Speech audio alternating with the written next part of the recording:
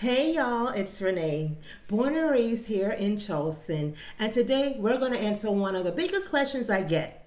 What can you usually buy for around 500,000 in the Charleston area?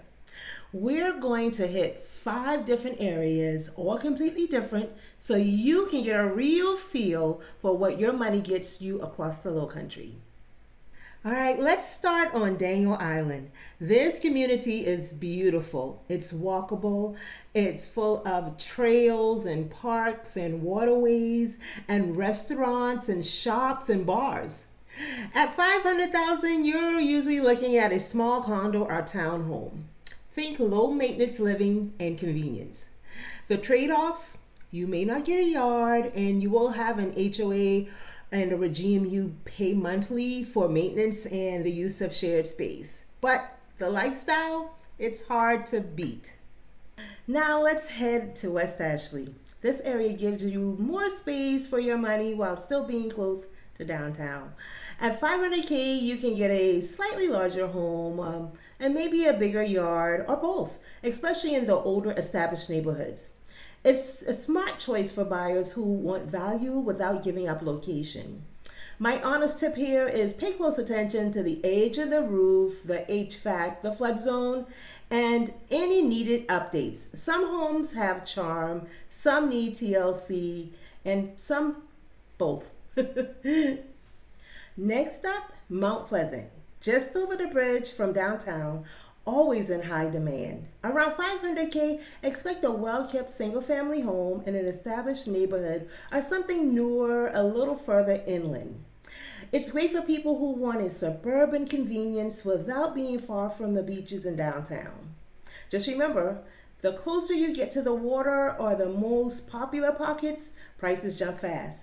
So you may have to be a little flexible on the age and size of the home. Now we're going more low country, Johns Island.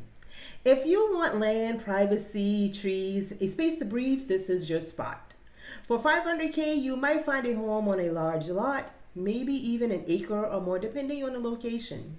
It's perfect for someone who wants that blend of rural feel with access to Charleston.